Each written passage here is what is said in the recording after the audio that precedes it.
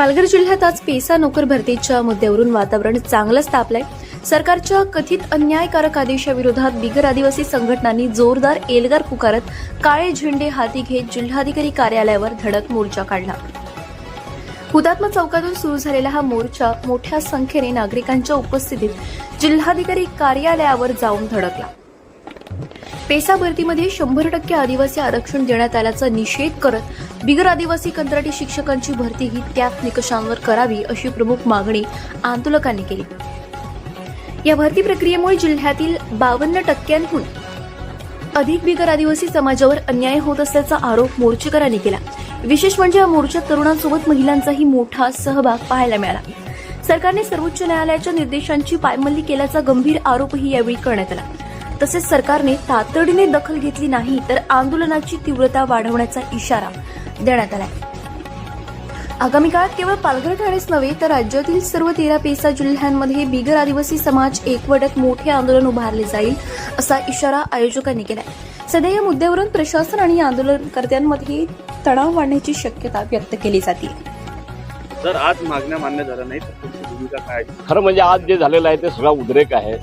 Supreme कोर्टाच्या आदेशाची पायमल्ली ज्या पद्धतीने झाली आणि ज्या पद्धतीने एकाच समाजाला न्याय देण्याचा प्रयत्न झालेला आहे त्यातून दुसऱ्या समाजांमध्ये देखील फार मोठा उद्रेक तयार झालेला आहे। एक मी गोष्ट क्लिअर करतो या ठिकाणी की आमची लढाई ही पेसा कायद्याच्या विरोधामध्ये नाही, आदिवासींच्या विरोधामध्ये 10 वेळा नाही, कारण आमचं अख्खा आयुष्य आम्ही आदिवासींसाठी पण लढे उभे केलेले आहेत।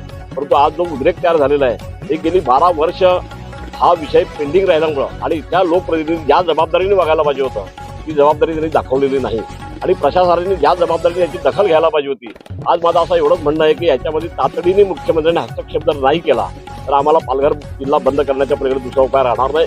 याचे पडसाद महाराष्ट्र मुळात गेल्या अनेक वर्षांपासूनचा जो हा विषय होता की 88च्या वर शिक्षण सेवकांची ज्या भरती प्रक्रिया अखडली होती कोर्टाच्या आदेशामुळे, या आदेशानंतर आपल्या पालघर जिल्ह्यातील 819 आदिवासी बांधवांना शिक्षण सेवक म्हणून रुजू करण्यात आलं। त्याचं आम्ही अभिनंदन करतो, स्वागत करतो। पण यासोबत अजूनही जवळपास 900च्या आसपास शिक्षण सेवकांची भरती करायची आहे आणि ह्यामुळे इतर समाजांना वर पूर्णपणे अन्याय झाल्याची भावना पूर्ण जिल्ह्यात निर्माण झालेली आहे। मुळातच 536 कार्यरत जे शिक्षक आहेत मानधन तत्वावर काम करणारे यांना पण यासोबतच शिक्षण सेवक म्हणून भरती केलं गेलं पाहिजे होतं, परंतु न केल्यामुळे संबंधित जिल्ह्यामध्ये असंतोषाचं वातावरण आहे। आणि मी या माध्यमातून स्पष्ट करू इच्छितो की 536 मध्ये एसटी 150 एसटी सुद्धा आहेत, म्हणजे एसटी, एससी, ओबीसी, एनटी हे सर्व मिळून 536 जे शिक्षण काम करतायत त्यांना सरळ सेवेमध्ये पोर्टलच्या माध्यमातून न घेता सरळ सेवेत भरती घेतलं जावं ही आग्रही मागणी या मोर्चाच्या माध्यमातून आहे। बघा, सरकारमध्ये आम्ही पण आहोत, पण सरकार हे शेवटी लोकाभिमुख असलं पाहिजे आणि मी या माध्यमातून मुख्यमंत्री फडणवीस साहेब यांनाही आग्रही मागणी आम्ही करतो, ताबडतोब या बैठकीचं आयोजन करावं। आम्ही शिंदे साहेबांना या बाबतीतली गंभीरता आम्ही आमच्या पक्षाच्या वतीने पण सांगितलेली आहे।